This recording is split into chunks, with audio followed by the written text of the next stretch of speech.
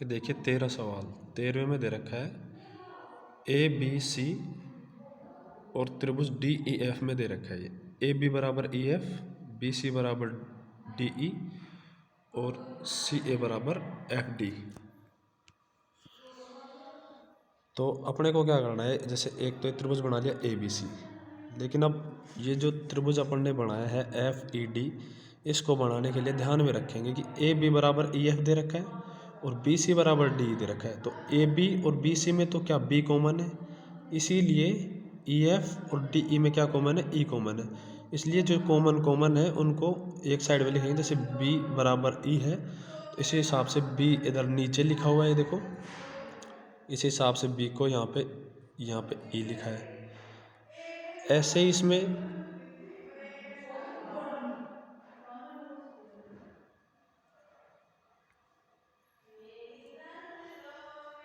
जैसे B C बराबर D दे रखा है, सी ए बराबर एफ डी दे रखा है, तो यहाँ पे बी सी और सी ए में इधर सी कॉमन है और इधर क्या कॉमन है, इधर डी कॉमन है। तो सी बराबर डी लिखेंगे, इसलिए जैसे यहाँ पे सी लिख रखा है उसी हिसाब से यहाँ पे डी लिख रखा है और इसी हिसाब से यहाँ पे एफ लिखेंगे। तो त्रिभुज जो सर्वांगसम होगा वो ए बी सी जो है वो सर्वांगसम होगा एफ ई डी के, जैसा कि यहाँ लिख रहा है ए बी सी सर्वांगसम एफ ई डी। इस हिसाब से अगला सवाल अभी है, ये अपन को चार भुजाएं दे रखी हैं और चार भुजाओं में ये कह रहा है कि भाई ज्ञात करो कि ये समकोण त्रिभुज की है या नहीं है। तो समकोण त्रिभुज के लिए एक चीज़ होती है जो कि लिख रखा है अपन ने, आधार स्क्वायर प्लस लंब स्क्वायर, जो दोनों का स्क्वायर का योग है वो बराबर होना चाहिए कर्ण के स्क्वायर के बराबर। तो ये तो जो मेन तरीका है इस हिसाब से करेंगे अपन।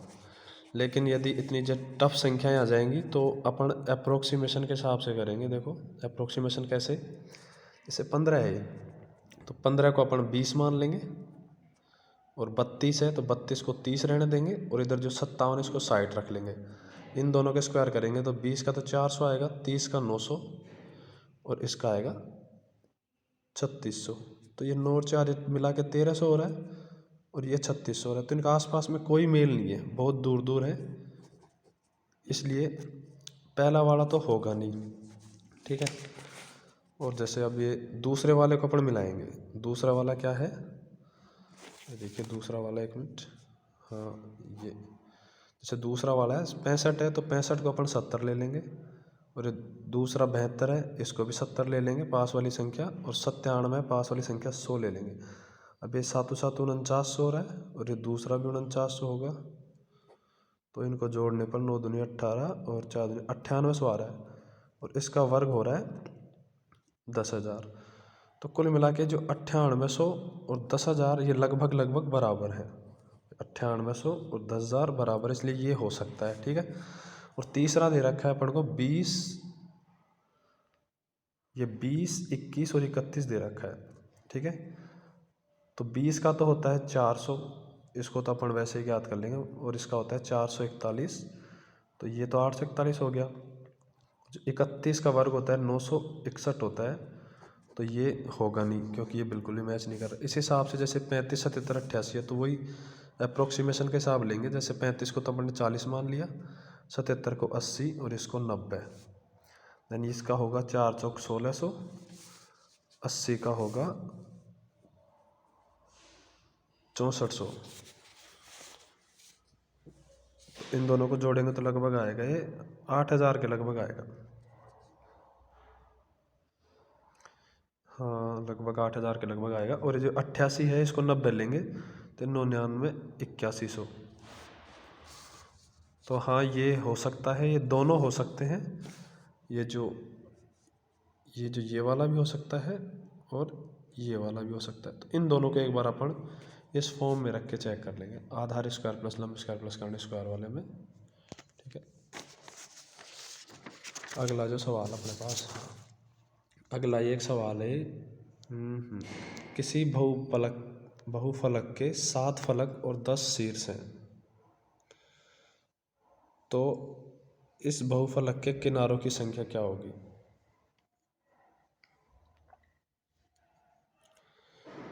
तो देखो किसी बहुफलक के 7 फलक हैं, 10 शीर्ष हैं और बहुफलक के किनारों की संख्या पूछ रही है। तो इसका सूत्र है जो फिक्स है, कुल मिला के इसका जो सूत्र है वो क्या है, ये फलक प्लस शीर्ष बराबर किनारे प्लस 2। तो इसको इंग्लिश में याद कर सकते हैं। जैसे फलक को तो इंग्लिश में क्या कहते हैं, फेसेस, शीर्ष को कहते हैं वर्टिसेस और किनारों को कहते हैं एज। तो इसी हिसाब से अपन ने फलक प्लस शीर्ष बराबर किनारे प्लस 2, यानी फेसेस प्लस वर्टिक्स बराबर एज प्लस 2। तो याद करने के लिए सूत्र का अपन शॉर्ट बना सकते हैं, एफ प्लस वी बराबर ई प्लस 2। तो इसमें अपन जैसे ये वैल्यू रखेंगे, किनारों की संख्या आ जाएगी 15। ठीक है। अब एक अगला सवाल दे रखा था, ये एक त्रिभुज दे रखा है, ये ए बी और सी इस प्रकार रखेंगे, ए बी सी। अब ये कह रहा है ए बी को तो ई तक बढ़ाएगा, यानी ए बी को बढ़ा रहा है, तो मतलब ए बी को ई तक बढ़ा दिया इसने, ठीक है, और सी ए को डी तक बढ़ाया, यानी कि ये सी ए को इसने डी तक बढ़ा दिया। अब ये कहना चाह रहा है बी ए डी 125 है, मतलब कि बी ए डी। अब ये जो बी ए डी है ये यदि 125 है, ठीक है, और ये कह रहा है ई बी सी 100 है, यानी कि ई बी और ये सी, यानी इसका बाह्य जो कोण है ये है 100 है। तो ये कौन सा कोण पूछ रहा है, तो ये कह रहा था कि कोण ए बी सी व कोण ए सी बी का अंतर पूछ रहा है। तो कुछ भी नहीं है इसमें। अब पहले जो त्रिभुज ये था, भुजाओं को बढ़ाने के बाद में ये बना है। इसमें इस प्रकार से ज्ञात करेंगे, देखो ये 125 है और ये एक सीधी रेखा है, एक सीधी रेखा पे 180 का कोण बनता है। तो ये 125 है, 180 में से घटेगा तो अंदर का बचा हुआ 55 आ जाएगा। इस हिसाब से बाहर का ये 100 था, और ये जो पूरी सीधी रेखा पे ये कुल मिला के ये जो कोण है ये 180 बनाता है। तो ये 180 में से 100 घट जाएगा तो अंदर का 80 बच जाएगा। तो ए तो आ गया कितना 55, बी आ गया 80, तो सी ऑटोमेटिकली 180 में से तीनों योगों में से, मतलब 180 होता है त्रिभुज के कोणों का योग, उसमें से घटाएंगे तो 45 आ जाएगा। अब अपने को इन दोनों का अंतर पूछ रहा है, जो कि अपन बता देंगे ए बी सी, मतलब ए बी और सी यानी कुल मिला के बी कोण, और दूसरा पूछ रहा है ए सी बी यानी ए सी और बी, इन दोनों का अंतर पूछ रहा है, जो कि 80 माइनस 45 35 आ जाएगा।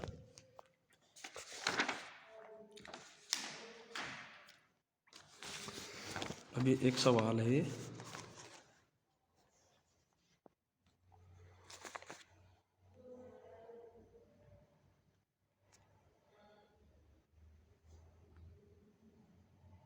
एक समलंब का, एक समलंब है ये पी क्यू आर और एस, ये दोनों पैरेलल है, बिल्कुल ये पैरेलल है क्योंकि ये कभी नहीं काटेंगे आपस में। और पी क्यू और एस आर का अपने को अनुपात इसने दे रखा है, पी क्यू और एस आर का अनुपात इसने दे रखा है 3:2। और ये पूरे समलंब का इसने क्षेत्रफल बता दिया, 480 इसका क्षेत्रफल है। और पी क्यू और एस आर के इसने बीच की दूरी दे दी, जो कि ये 12 है, कुल मिला के ये है 12। अपन को ये एस आर की लंबाई पूछ रहा है, तो एस आर की लंबाई अपने को पता है कि इसका अनुपात पता है अपने को 3:2 था। तो नीचे वाली पी क्यू को पूरा मान लिया 3x, ऊपर मान लिया 2x। तो समलंब का अपन को क्षेत्रफल पता होता है, 1/2 गुना समांतर भुजाओं का योग गुना ऊंचाई बराबर 480, 1/2 गुना, और इन दोनों को जोड़ेंगे 2x और 3x को तो 5x आ जाएगा, 5x गुना 12 बराबर 480। यहाँ से x की वैल्यू आ जाएगी 16, x की वैल्यू 16 आ गई। एस आर अपने को पता है 2x है, तो 2 गुना 16 यानी 32 आ जाएगा। अब ये एक सवाल हो रहा है, हाँ ये कहना चाह रहा है, एक आयताकार कागज है, आयताकार कागज की माप कितनी है 88x10। माप वाले एक आयताकार कागज के टुकड़े को बिना अतिव्यापन यानी बिना कुछ भी उसके साथ छेड़छाड़ किए हुए उसको मोड़कर एक 10 सेंटीमीटर ऊंचाई वाला बेलन बनाना है। तो फिर बेलन का धारिता का मतलब होता है आयतन। कुल मिला के जैसे ये है, ये एक आयत है, ये देखिए ये आयत है जिसकी 88 तो लंबाई है और 10 इसकी चौड़ाई है। तो इसको बेलन बनाना है, तो इसको बेलन बनाने का मतलब है कि इस वाला जो पृष्ठ है, इस वाले पृष्ठ को तो अपन यूँ घुमाएंगे और इस वाले पृष्ठ को अपन यूँ घुमाएंगे, यानी इसको ऐसे, इसको ऐसे। जैसे ये पेज है, ये देखो ये पेज है, तो इस पेज को जब अपन ऐसे मोड़ेंगे तो ये ऑटोमेटिकली ही बेलन बन गया। ये देखो, ये एज एक बेलन है और ऊपर जो गोल सा है ये इसकी जो वृत्त की ये परिधि हो जाएगी, जो कि यहाँ पे 88 दे रखी है कुल मिला के। अभी देखो, इसको जैसे इसको इधर मोड़ा, इसको इधर मोड़ने से अपने पास ये आ रहा है। देखो ये आ गया, ये 10 है, क्योंकि ये एज इट इज़ ये 10 की 10 तो यूँ आ गई, यूँ मुड़ गया, ये यूँ मुड़ गया। और फिर ये जो गोल बना है ये ऐसे गोलाकार, ये 88 की वजह से बना है। तो कुल मिला के ये वृत्त की परिधि है, ये वृत्त की परिधि 2πr बराबर 88। यहाँ से r का मान अपने पास 44/पाई आ जाएगा। r का मान आ गया, अपने को बेलन का क्षेत्रफल निकालना है, जो कि πr² से अपन निकाल सकते हैं। πr² से यहाँ पे इसका मान रखेंगे तो कुल मिला के ये आ जाएगा 6160 सेंटीमीटर क्यूब। अब 6160 सेंटीमीटर क्यूब आ गया। तो अब आंसर अपने को लीटर में दे रखा है, तो अपन को पता होना चाहिए कि 1 लीटर होता है, वो होता है 1000 सेंटीमीटर क्यूब। तो 1 सेंटीमीटर क्यूब कितना हो जाएगा, 1000 इधर नीचे आ जाएगा, एक बटा में 1000 लीटर बराबर 1 सेंटीमीटर क्यूब। अपने को मान निकालना है 6160 सेंटीमीटर क्यूब के, दोनों तरफ 6160 से गुणा कर देंगे। देखो इधर भी किया, इधर भी किया, इसका मान अपने आप ये पॉइंट लग के 6.16 लीटर आ जाएगा। अब एक अगला सवाल दे रखा था, ये इसने घन का आयतन दे रखा था, घन का आयतन, यानी ये घन का आयतन दे रखा है और अपन को पता है घन का आयतन एक क्यूब होता है। एक क्यूब बराबर 2197 दे रखा था। ए की जो वैल्यू यहाँ से आएगी वो 2197 का क्यूब रूट आएगा 13 है। तो यहाँ से वर्ग की भुजा आ जाएगी, सॉरी घन की भुजा आ जाएगी 13। और 1 मिनट, ये आप क्यूब तो याद कर लेना 15 तक, और वर्ग है जो 40 तक। अब ये भुजा यहाँ से घन की भुजा आ गई 13। तो ये कहना चाह रहा है कि इसका यानी मतलब घन का पार्श्वीय पृष्ठ का क्षेत्रफल, पार्श्व मतलब होता है बाहर का क्षेत्रफल, बाहर का क्षेत्रफल होगा 4a² से यहाँ पे अपन मान रखेंगे 676 आ जाएगा। ठीक है, तो ये दो चीज़ें हैं, एक तो घन का आयतन जो कि a क्यूब होता है, एक घन का संपूर्ण पृष्ठीय क्षेत्रफल पूछ ले या फिर घन का पृष्ठीय क्षेत्रफल पूछ ले तो 6a²।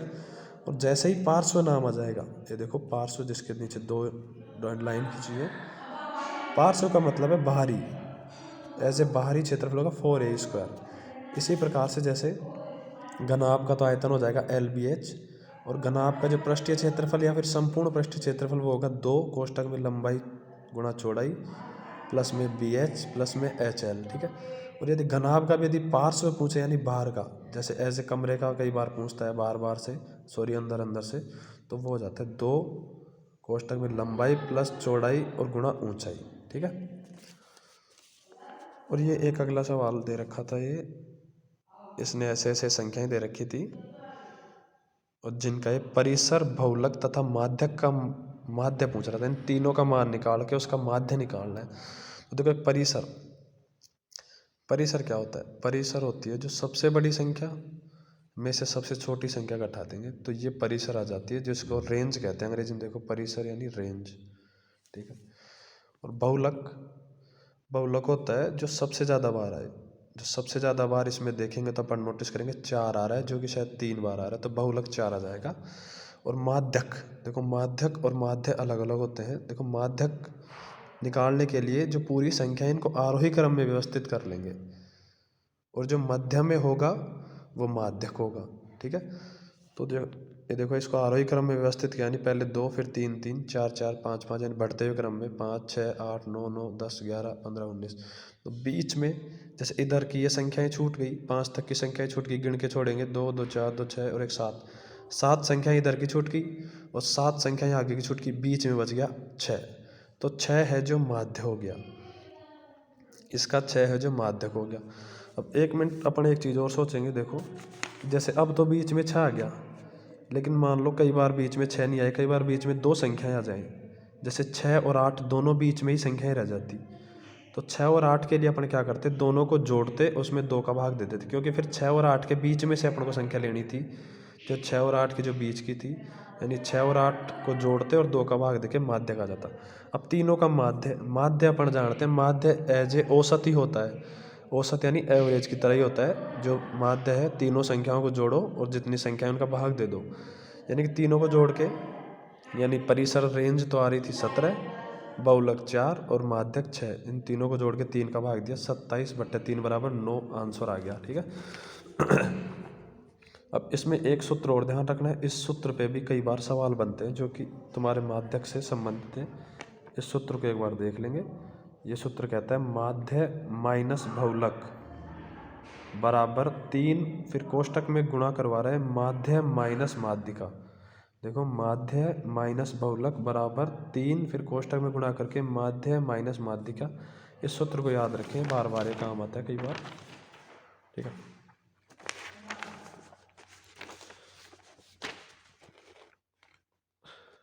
एक बार इसको देख लेंगे। जिस संख्या में भाग दिया जाता है वो भाज्य होता है, जिसका भाग दिया जाता है वो भाजक, और भाग देने पर शेषफल आता है, ऐसे भागफल आता है। इसको अपन इस रूप में भी लिख सकते हैं, जैसे भाज्य होता है वो भाजक गुणा भागफल का गुणनफल होता है भागफल का, और प्लस में शेषफल, जैसे ये दे दिया। ये देखिए, अब कुल मिला के एक सवाल है जो अपने को यूँ कह रहा था कि जो भाजक है वो भागफल का 5 गुणा है और शेषफल का 2 गुना है। यदि शेषफल 5 है तो संख्या बतानी थी अपन को। अब देखो, यदि इसने कह रखा है कि शेषफल 5 है तो अपन पहले शेषफल अपन ने यहाँ पे 5 रखा। ठीक है, मैंने पहले ये नहीं लिखा था, पहले ये लिखा है, ऐसे 5 रख लिया शेषफल को। ठीक है, शेषफल जैसे ही 5 रखा, अब ये कह रहा है ये भाजक है,